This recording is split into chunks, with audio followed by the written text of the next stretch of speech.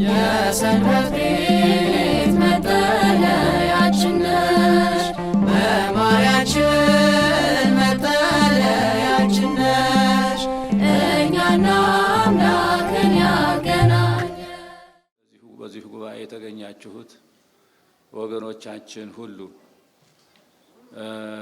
እግዚአብሔር አምላክ ሁላችንም ለዚሁ ለዓመታዊ ታላቁ የቤተ ክርስቲያን በዓል እንኳን አደረሰን አደረሳችሁ።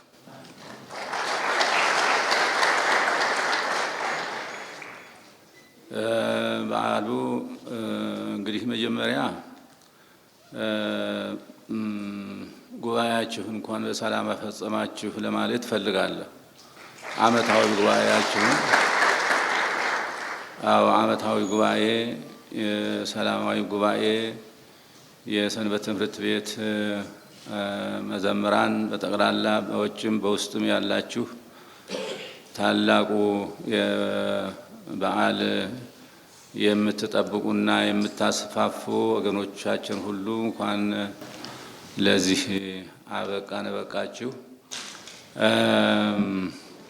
ቅድም በመግቢያው ላይ የዘመሩት መዘምራን እንደጠቀሱት ሁሉ አንትሙ ሰንበሩ ሀገረ ኢየሩሳሌም እስከተለብሱ ኃይለ እምአርያም የተባለውን ትእዛዝ ሐዋርያት ተቀብለው ያው በዛሬው ቀን መንፈስ ቅዱስን ተቀብለዋል ማለት ነው። እንግዲህ ጌታችን መድኃኒታችን ኢየሱስ ክርስቶስ በአርባኛው ቀን በተነሳ በአርባኛው ቀን ወደ ሰማይ በሚያደርግበት ጊዜ እናንተስ በኢየሩሳሌም ቆዩ፣ ሰማያዊ ኃይልን ሰማያዊ ጸጋን እስከምትጎናጸፉ ድረስ በኢየሩሳሌም ሆናችሁ ተጠባበቁ ብሏቸው ነበር እና ጌታ በተነሳ በ50ኛው ቀን ባረገ በ10ኛው ቀን መንፈስ ቅዱስን በዛሬው ቀን መንፈስ ቅዱስን ለሐዋርያት ልኮላቸው ሐዋርያት ደግሞ ፈሪዎች የነበሩ ደፋሮች ሆኑ። ማለትም ለስብከተ ወንጌል፣ ለሰማዕትነት፣ ለቤተ ክርስቲያን ምስረታ ጠንካሮች ሆኑ ማለት ነው። ደፋሮች ሆኑ በምንልበት ጊዜ ለዚሁ ለመንፈሳዊ ተግባር ነው። አላዋቂዎች የነበሩም በእውቀት የተጎናጸፉበት ቀን ነው ዛሬ። ስጦታው ለሁሉም ተሰጥቷል። ለሁሉም እንደየአቅሙ እንደየ እምነቱ ጽናት እንደየአእምሮው ስፋት ለሁሉም ተሰጥቷል። መንፈስ ቅዱስ ለሁሉም ወርዶላቸዋል ማለት ነው። ለሐዋርያት እንግዲህ በዛሬው ቀን በተለየ ሁኔታ ለሐዋርያት የወረደው መንፈስ ቅዱስ ቅድም እንደተባለው የእሳት ላንቃዎች መስለው በሐዋርያት አርእስት ላይ የታዩት ብርሃናት የመንፈስ ቅዱስ መውረድን የሚመለከቱ ሐዋርያትም መንፈስ ቅዱስን የተቀበሉ የሚያስረዱ ናቸው። እንደ እሳት ላንቃዎች ሆኖ ነው የታየው መንፈስ ቅዱስ ሲወርድ እና ሐዋርያት ይህንን ኃላፊነት የተረከቡት በዛሬው ቀን ነው።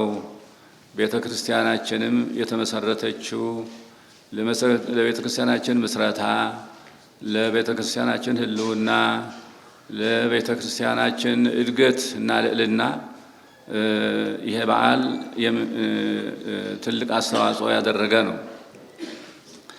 እና እንግዲህ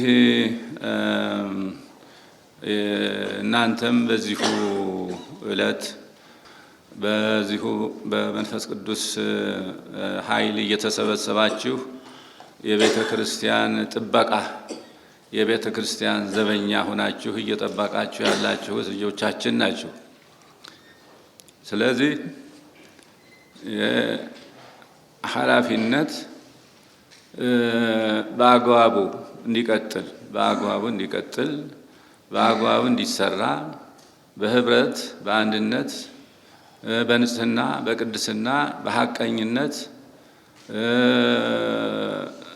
ምእመናንም ካህናቱም ምእመናኑም ሕዝበ ክርስቲያኑም ወጣቱም ሁሉ እንደየአቅሙ መንፈስ ቅዱስ ባይቀበል ኑሮ በዚሁም አንገኝም። ሁላችንም እንደየአቅማችን መንፈስ ቅዱስ በሰጠን መመሪያ ነው እየተቀበልን ያለ ነው እንጂ መንፈስ ቅዱስ ያልወረደበት ሰው ክርስቲያንም ሊሆን አይችልም። ሊጾምም ሊጸልይም አይችልም። መንፈስ ቅዱስ ለዚህ ሁሉ መሰረት ነው ማለት ነው። መንፈስ ቅዱስ እንደየአቅሙ ተሰጥቶታል ለሁሉም ክርስቲያናዊ ፍጥረት። ስለዚህም በዚሁ እየተመራን በቅዱስ መንፈስ እየተመራን ቤተ ክርስቲያናችንን እንድንጠብቅ እናንተ በተለይ ደግሞ በተሰጣቸው ኃላፊነት የሰንበት ትምህርት ቤት ዓለም አቀፍ ነው። ሳንዴይ ስኩል ዓለም አቀፍ ነው እና የቤተ ክርስቲያን ዘበኛ ነው ብዬ እንደው ጠባቂ ተንከባካቢ ነፋስ እንዳይገባ ሌሎቹ እምነቶች እንዳይበጠብጡ እንዳይገቡ የሰንበት ትምህርት ቤት ታላቅ ኃላፊነት አለበት። ኃላፊነቱ ለሰንበት ትምህርት ቤት ብቻ አይደለም የምንለው፣ ካህናቱም ሊቃውንቱም ሁሉም ይህንን ጥበቃ እንዲኖራቸው ያስፈልጋል። እንግዲህ ቤተ ክርስቲያኒቱ ሕልውናዋ፣ ልዕልናዋ፣ ቅድስናዋ የሚጠበቀው በካህናትና በወጣቱ ትውልድ ኃላፊነቱን የሚረከብ ወጣት ነውና ለወደፊቱም የሚያስቀጥላት ቤተ ክርስቲያኒቱን ወጣቱ ትውልድ ነውና ይህን ኃላፊነት ሁሉም መቀበል እንዳለበት ነው የምናሳስበው። እንግዲህ በእኛ አንድ የሚጎድለን ነገር ምንድን ነው? ሰባኪዎች አሉ። መጀመሪያ ትልቁ ሲስተማችን የሰንበት ትምህርት ቤት በየአጥቢያ ቤተክርስቲያኑ መኖሩ ነው። በየአጥቢያ ቤተክርስቲያኑ በከተማም በገጠርም እንዳለ ነው የምናምነው። ከሌለም ደግሞ እንዲኖር ማድረግ ያስፈልጋል። በየአጥቢያ ቤተክርስቲያኑ ሰንበት ትምህርት ቤት ካለ ቤተክርስቲያኒቱ ተጠበቀች ማለት ነው። በእውነቱ ቤተክርስቲያኒቱ በሰንበት ትምህርት ቤት ወጣቶች ልጆች ከካህናቱም ከምእመናንም ሆነው ተደጋግፈው ቤተ ክርስቲያኒቱን መጠበቅ የሚችሉ የጎደለውን ነገር ሁሉ መሙላት የሚችሉ የተዛባውን እንዲቃና የሚያደርጉ የሰንበት ትምህርት ቤት ወጣቶች ናቸውና በየገጠሩ በየከተማው በየገጠሩም ያሉ በየአጥቢያ ቤተ ክርስቲያናቱ ያሉ ተማሪዎች የሰንበት ትምህርት ቤት ወጣቶች በጣም ሊመሰገኑ የሚገባቸው ናቸው። አሁንም ቢሆን በተጠናከረ ሁኔታ ይሄ የሰንበት ትምህርት ቤት ሕልውና መጠንከር አለበት፣ መስፋት አለበት፣ ማደግ አለበት። የቤተ ክርስቲያኒቱ ጠባቂ ነውና ማለት ነው። እንግዲህ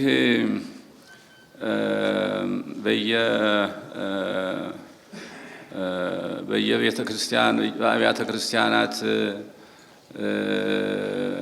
ክርስቲያናት ያሉት ካህናትም ሊቃውንትም ሁሉም በስራችን ሌላ ስራ የለንም።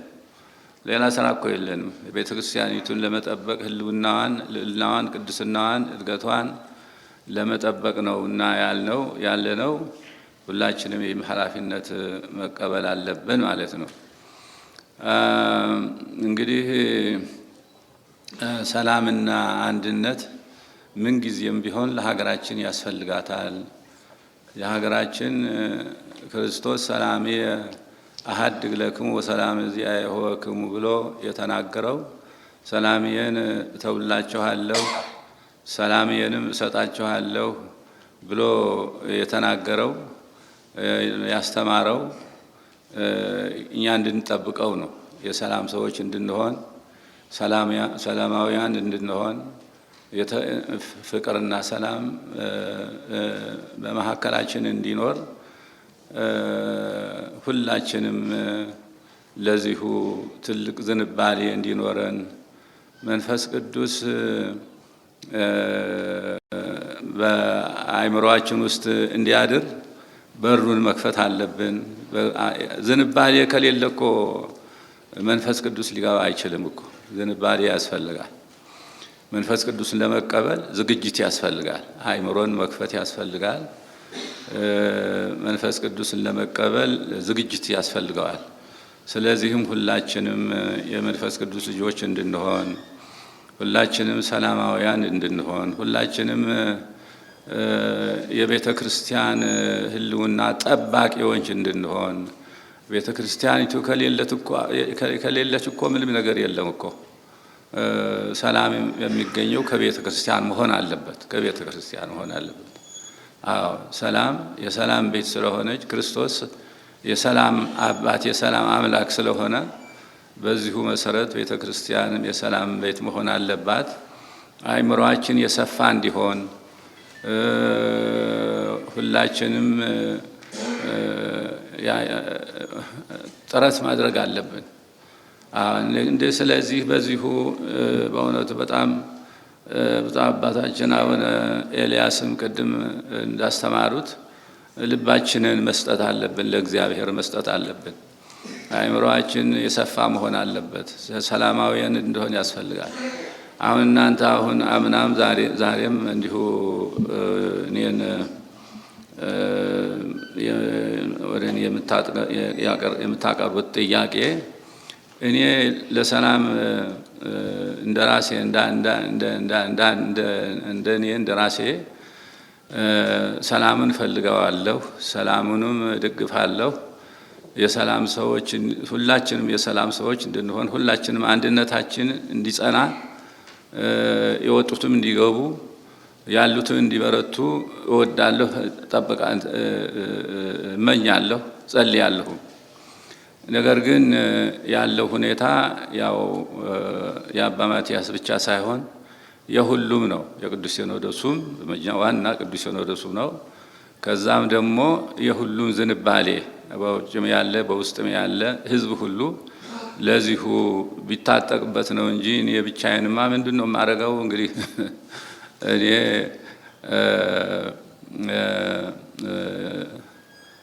ለሰላሙ ድጋፍ ካሁን ቀደም ሽማግሌዎች ራሳቸውን ለዚሁ መስዋዕት አድርገው በገንዘባቸው፣ በጉልበታቸው፣ በእውቀታቸው ሰላም እናመጣለን ብለው ወደ ሲኖዶስ የቀረቡ ነበሩ። ፈቃድ ስጡን እንድናሳርግ ብለው እነሱም እስካሁን ድረስ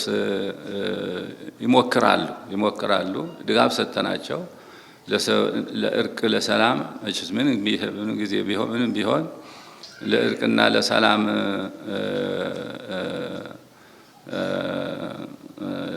ድጋፍ መስጠት ተገቢ ስለሆነ ሲኖዶሱም ራሱ ቃዋም ሲኖዶስ እግዚአብሔር ኃይሉን ብርታቱን ይስጣችሁ፣ መንፈስ ቅዱስ ይከተላችሁ ብለን ሰጥተናቸው ነበር። እስካሁን ድረስ እንግዲህ ያው ጥረት እያደረጉ ነው እና እንግዲህ ሁሉም ሊያስብበት ይገባል።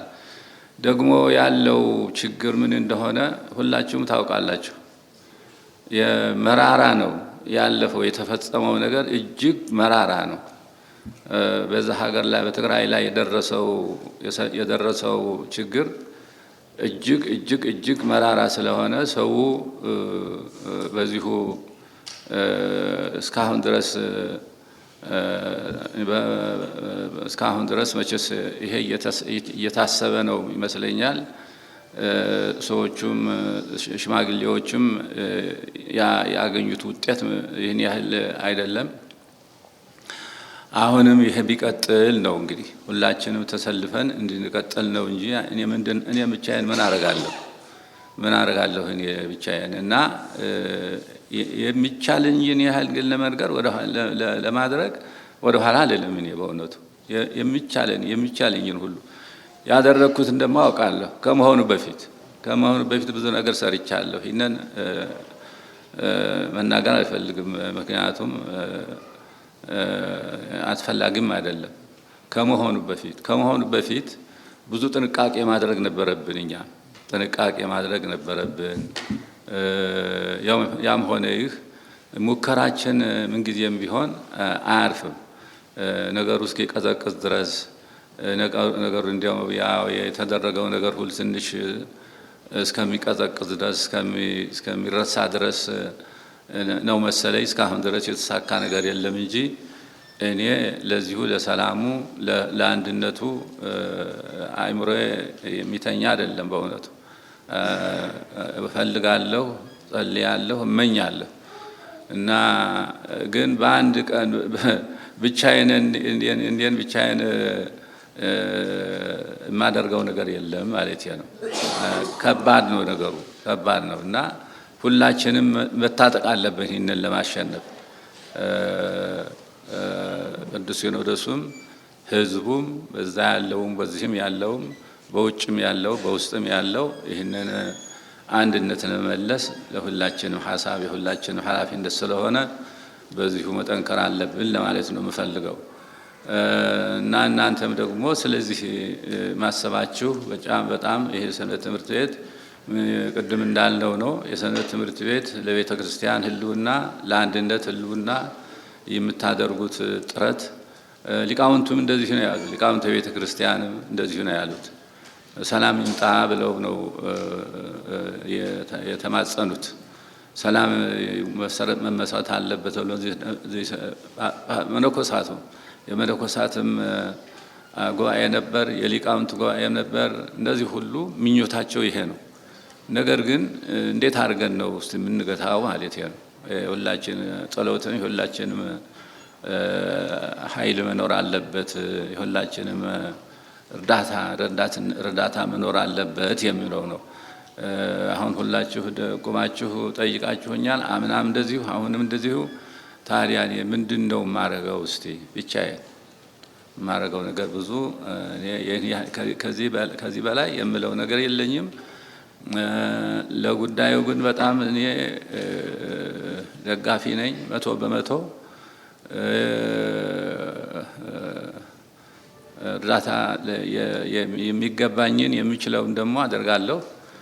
ይሄን ነው መልሴ፣ ይሄ ነው እና እግዚአብሔር ይስጥልኝ። ስለ ጉባኤያችሁ፣ ስለ ሀሳባችሁ፣ ስለዚህ ስለ የሀሳብ መግለጫችሁ ሁሉ በጣም አመሰግናለሁ። ጥሩ ነው። የብዙ ነገር ተናግራችኋል። ብዙ ለቤተ ክርስቲያን የሚጠቅም ነው። ብዙ ሀሳቦችን አቅርባችኋል። ይህ ሁሉ ያው እንግዲህ እግዚአብሔር አምላክ ሁላችንም ተደጋግፈን ተመካክረን የምናደርገው የምንፈጽመው ይሁን ነው እና እናንተም በርቱ፣ እናንተም በርቱ፣ ሌሎቹንም አሳምኑ። በተለይ በቅድም አንድ ልጥቀስ መሰለኝ፣ አንድ ልጥቀስ። ለምሳሌ የመሪ ዕቅድ ጉዳይ ተነስተዋል። እሱ በጣም እኔ በእውነቱ መሪ ዕቅድ መኖር አለበት ተብሎ ስንት ተለፍተውበታል። እንዳላችሁት ሁሉ ስንት ሊቃውንት ለፍተውበታል፣ ስንት ሊቃውንት ደክመውበታል። በነጻ ለቤተ ክርስቲያን ሲሉ በነጻ እውቀታቸውን፣ ጉልበታቸውን፣ ጊዜያቸውን መስዋዕት አድርገውበታል። ነገር ግን አንዳንድ ነገር ይታያል። ትንሽ እንቅፋቶች አሉ። ግን ነገሩ ሁሉ ሲኖዶሱ ወስነዋል፣ እንደሱ አጽድቆታል። ነገር ግን አንዳንድ ነገሮች እንደው መሰናክሎች ይታያሉ። እነሱም ያው አይ ቲንክ ይህን ያህል ብዙ ከባድ አይደለም። ብርታት ያስፈልጋል፣ ጠናከር ያስፈልጋል። ተጀምሯል፣ ነገሩ ተጀምሯል እኮ ተጀምሯል። 10 ዓመት ያህል እኮ ነው የቆየው፣ እየተጎተተ የቆየው።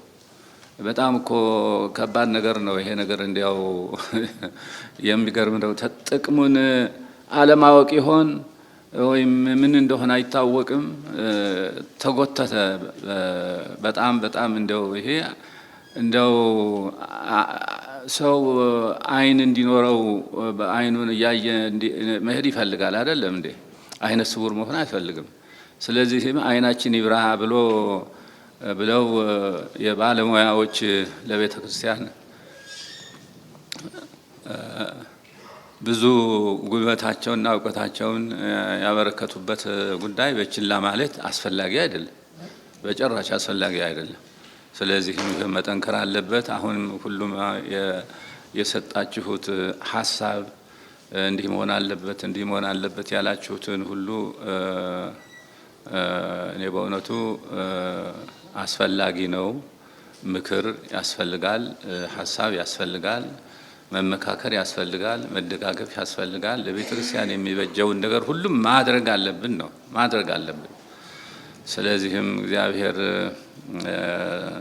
አምላክ ጉባኤውን በሰላም ለዚሁ ያደረሰን አምላክ የተመሰገነ ይሁን። ሰላሙን፣ ፍቅሩን፣ አንድነቱን ይስጠን። ሰላማችንን ይመልስልን፣ አንድነታችንን ይመልስልን፣ ያለው ችግር ሁሉ ያስወግድልን። ሰላምን፣ ፍቅሩን፣ አንድነቱን ለኢትዮጵያ ሀገራችን ይስጠን። እናንተንም እግዚአብሔር ይጠብቃችሁ። በርቱ። እግዚአብሔር እናንተ ጋር ይሁን። አቡነ ዘበሰማያት